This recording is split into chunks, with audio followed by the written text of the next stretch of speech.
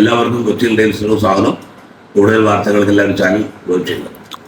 ലോകം കാത്തിരുന്ന അല്ലെങ്കിൽ ആഗ്രഹിച്ച ഒരു വാർത്തയാണ് ഈജിപ്തിൽ നിന്നും പുറത്തു വരുന്നത്.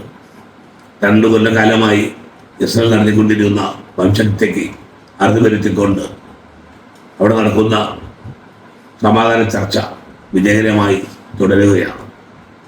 ട്രംപിൻ്റെ 20 നിർദ്ദേശങ്ങളെ തള്ളിക്കൊണ്ട് ഹമാസ് വച്ചിട്ടുള്ള 5 നിർദ്ദേശങ്ങൾ അംഗീകരിച്ചിട്ടാണ് ആ ഒത്തുതീർപ്പ് വ്യവസ്ഥ വളരെ മനോഹരമായി തീർപ്പായിട്ടുള്ളത്.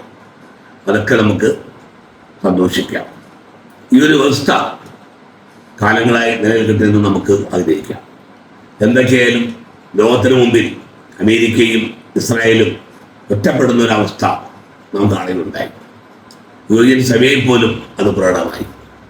അതുപോലെ തന്നെ ഇസ്രായേലിലും അമേരിക്കയിലും നടന്നുകൊണ്ടിരിക്കുന്ന സാമ്പത്തിക പ്രതിസന്ധി മൂലമുള്ള സമരങ്ങളും പലസ്തീന് അനുകൂലമായിട്ടുള്ള പ്രക്ഷോഭങ്ങളൊക്കെ ആ ഭരണാധികാരികളെ ഇതിൽ നിന്ന് പിന്തിരിപ്പിക്കാൻ ഒരു കാരണമായി.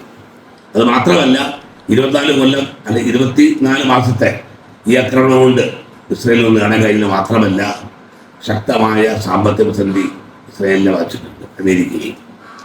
അതുകൊണ്ട് ഇത്രയേറെ യുദ്ധം നടത്തിയിട്ട് പോലും പലസ്തീൻ നിവാസികളെ ഒരു ഇഞ്ച് പോലും പിന്നോട്ട് തളിക്കാൻ കൂടെ കഴിഞ്ഞിട്ടില്ല.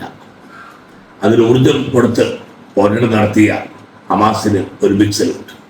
അതുപോലെ തന്നെ ഹമാസിനെ സഹായിച്ചിട്ടുള്ള സ്വന്തം നഷ്ടങ്ങൾ നോക്കാതെ കൂടെ നിന്ന് പോരാടിയ യമൻ യഹൂദികൾക്കും ഈ ഒരു യുദ്ധം വിജയം അഭിമാനിക്കാവുന്ന കാര്യമാണ്. അതുകൊണ്ട് ഹമാസ് നടത്തിയിട്ടുള്ള ഈ ചെറുത്തുനിൽപ്പും അതിന് കൂട്ടുനിന്നിട്ടുള്ള പലസ്തീൻ ജനതയ്ക്ക് 100 ചുവപ്പൻ അഭിവാദികൾ അർപ്പിക്കുകയാണ്. അതുപോലെ തന്നെ ഈ ഒരു വിജയം ലോകത്താകമനം സ്വാതന്ത്ര്യത്തിന് വേണ്ടി പടവരുതുന്ന സമരം ചെയ്യുന്ന ആ പോരാളികൾക്ക് ഒരു പ്രചോദനമാണ്.